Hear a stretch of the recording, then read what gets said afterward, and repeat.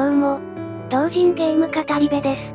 このチャンネルでは同人ゲームを対象に毎回一つのゲームを取り上げ、紹介、考察などしていきたいと思います。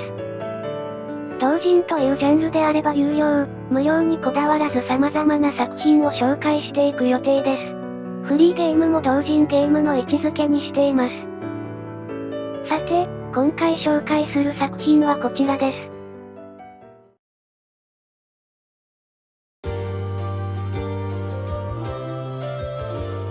タナトスチェイサー。本作はゲームシステムに特化した作品です。ジャンル名の触れ込みは伊達ではありません。高いカスタマイズ性を駆使して自分なりの戦術を編み出す。うまくはまった時の快感はなかなかのもの。良くも悪くもゲームシステムに完全特化しているため、好き嫌いがはっきりする作品と言えます。それではまず、ストーリーの概要から説明します。冒頭の紹介にとどめ、ネタバレは控えます。ご安心ください。絶好の冒険日和で旅をする二人組。彼らが旅をしているたった一つの理由。それは、タナトスの結婚。人の正気を失わせるという恐ろしいもの。彼らはそれを探し、破壊するため旅をしています。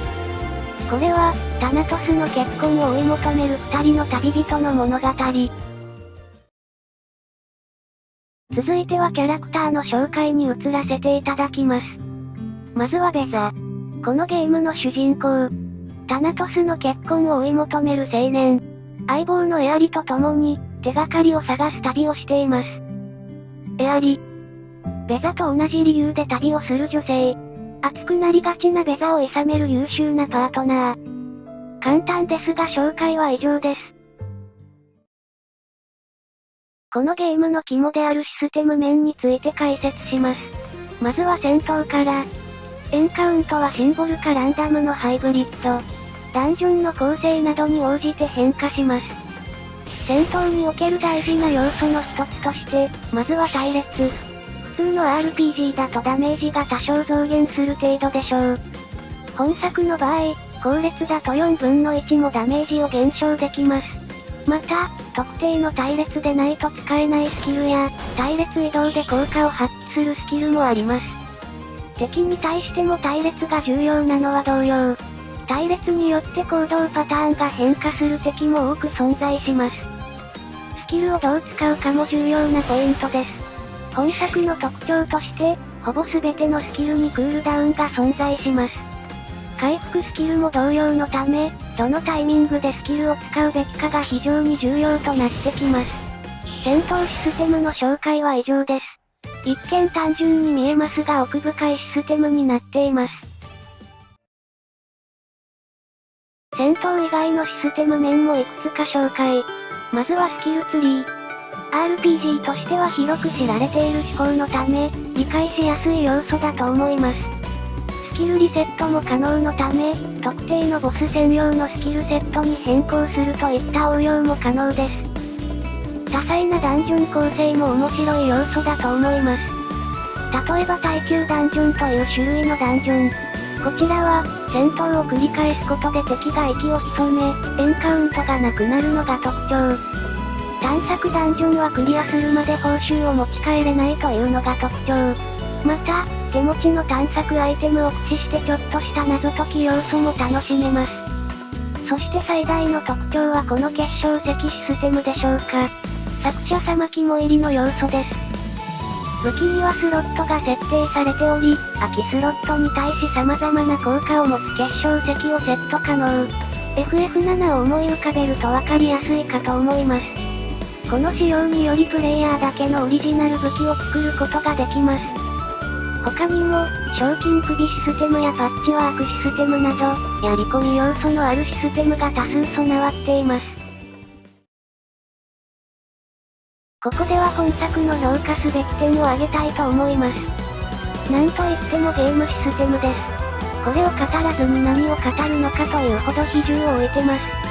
第4回で紹介したラストグレイス2もゲームシステムよりの作品でしたが、本作はその比ではありません。ストーリー進行でもそれがよく現れています。RPG 定番のオープニングイベントといったものはなく、開幕から秒でキャラクターを操作できます。回想シーンなどイベントが発生するシーンについても、初回でもイベントスキップすることもできます。プレイヤーが何を求めて本作をプレイしているか、本作の力の入れどころはどこなのか、それがはっきりとわかる作り込みは見ていてむしろ清々しい。ゲームシステムについても掘り下げていきましょう。一般的にはレベルを上げれば SP が増え、それによりキャラクターはスキルを習得することができます。しかし、本作ではレベルアップでは SP が上がらず、かつ、ステータスもあまり上昇しません。そこで前述した要素を駆使する必要が出てきます。中でもスキルツリーと結晶石が占める割合は大きい。例えばスキルツリーで手っ取り早く攻撃能力を高めるには、一刀両断系スキルを早く覚えることですが、ひたすらに防御系の能力を強化。こうして耐久戦に持ち込むことで有利になるケースも。結晶石では、単純な能力向上系のスキル以外でも様々な種類の効果があります。例えば遠距離攻撃が得意な相手に対しては、ショートソードの結晶石を使いダメージを軽減。通常やりづらい後衛からの遠距離攻撃に対応できます。ただ、これだけ多くのシステムが存在すると、どう進めていけばよいかよくわからない、そんなプレイヤーもいるかもしれませんね。そんなプレイヤーのために、酒場やスキル道場では効果的なスキルや結晶石の使い方、賞金首を倒すヒント。その他システムの解説を十二分に提供してくれます。しかもこれらのお助け要素は初心者の館のような最序盤だけでなく、ストーリーが一定の進行をするたびに次の街で定期的に聞くことができます。これにより、しっかりとアドバイスを聞き、それに従った立ち回りをしていけばあまりつまらずに攻略することが可能なのです。おそらくは、システムをしっかり理解して楽しんでほしい。そういう配慮から来ているものなのだと思います。私は、明言されていない情報から自分だけの攻略法を見つけることも好きなのですがこれはこれで楽しめました。なお、これだけカスタマイズ可能なゲームですから、もちろんやり込み要素も豊富です。難易度ナイトメアという絶望的な難易度もありますし、マックスレベル1モードというレベルが1固定のモードもあります。一見無茶苦茶ですが対策を立てればなんとかなるバランスは素晴らしいの一言です。プレイヤーにストレスを与えない快適さも本作の魅力です。感心したのはダンジョン制圧です。ランダムエンカウントが発生するダンジョンでは、敵を一定数倒すとエンカウントがゼロになります。これにはもっともな理由があります。そのダンジョン内で無双したことで敵が息を潜めた、からです。これにより、すでに攻略したダンジョンのアイテム回収などで無駄なエンカウントが発生しなくなる利点があるのです。これはランダムエンカウント方式の RPG に対する一つの解ではないかと、個人的には思います。ランダムエンカウント方式はストレスが溜まりやすいですが、この仕組みであれば無意味なエンカウントが減るためです。戦闘面では、たとえ敗北したとしてもデメリットなし。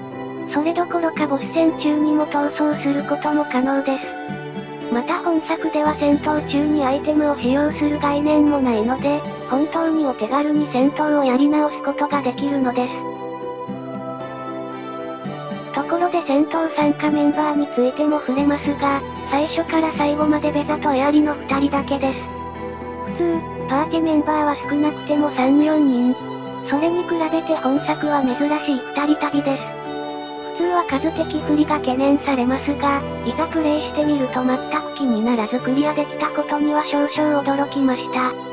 一つは、前衛と後衛というはっきりした役割があり、大量に出現しても数的不利を感じづらいこと。もう一つは、スキルツリーや結晶石が数的不利を感じさせない役割をもたらせているためです。このように、プレイヤーはあまりストレスを感じずプレイできることがわかるかと思います。そして、ここからは超個人的な評価点です。実は本作で登場する一部のダンジョンは、とあるフリーゲームのオマージュでもあります。そのフリーゲームの名前は、ネットワーク RPG キャラバン。フリーゲーム黎明期の2000年にサービスを開始。その革新的なゲームシステムは今日のスマホゲームの先駆けと言って良い作品でした。スタミナ制、ガチャ、フレンドシステム。今では当たり前の要素が、大昔に存在していたのです。そんなキャラバンですが、2017年に休止を発表。それ以降、公式に動きはありません。おそらくこのまま、サービス終了なのでしょう。次回アップデートで実装されると噂されていた炎の宮殿も日の目を見ることなく、幻のダンジョンとなってしまいました。フリーゲームの一つの特徴として、コンシューマゲームのオマージュを見かけることが多々あります。それはその作品への愛情やリスペクトから来るもの。フリーゲームをプレイする醍醐味とも言えます。対して、長くフリーゲームをプレイしていると自称する私でも、フリーゲームのオマージュを見るのは初めてです。しかし驚きはこれだけにとどまりませんでした。オマージュのレベルが半端ではないのです。キャラバンに登場するダンジョンの名前、地形、敵キャラ、入手アイテム、発生するイベント、裏ボスの名前まで、ほぼ全てをコピーしているのです。作者様曰く完全再現しているとのことですが、まさしくその言葉に偽りなし。少し触った程度ではわからない、レアな要素まで再現していたことは同じキャラバンプレイヤーとして感動せずにはいられませんでした。中でもフィールド後のとあるイベントでは、胸に込み上げるものすらありました。実際のところ、ダンジョンのネタ不足解消という理由もあったそうですがそれ以上に、もう遊ぶことが叶わないので供養という意味も込めていたそうです。キャラバン本家が実質的にサービス終了となった今、楽しむ唯一の方法は本作をプレイするのみ。まさかこんな形でキャラバンをプレイすることになるとは、夢にも思いませんでした。作者様に敬意を表したいです。いずれ気が向けばこのチャンネルでも供養の意味を込めて同じような紹介動画を作成しようと思います。ここからは少なからず感じた問題点を述べたいと思います。まずは、これは当然の指摘と言えるかもしれませんが、ゲームシステムに全振りしているため、それ以外にはあまり魅力を感じません。第4回のラストグレイス2も同じような指摘をしましたが、本作はそれ以上に偏っています。ストーリーはこれといった工夫はなく、キャラクターの個性も今一つ。プレイアブルキャラもベザ、エアリの2名だけのため、RPG によくあるパーティー入れ替えや仲間加入もありません。BGM も印象に残った曲は少ないです。ストーリーが薄い影響も少なからずあるかもしれません。ただこれは意図的なものであり、作者様もストーリーやイベントは最低限シンプルに仕上げたと言っています。ストーリーのほとんどはゲームシステムを構築後に考えたそうで、まずシステムありきで作られたことが伺えますね。どこに力を入れていて、プレイヤーに何を楽しんでもらいたいかが明確になっていたので、これはこれで良かったのではとも思います。総評に入ります。タナトスチェイサーはやり込み、カスタマイズ性を重視したシステム重視の RPG です。結晶石システムを中心に、一見倒せない敵も工夫次第であっさり倒せる不思議なバランスに仕上がっています。反面、それ以外に特筆すべきことは少ないです。やり込みやカスタマイズといった要素が好きならば、きっと楽しめる作品だと思います。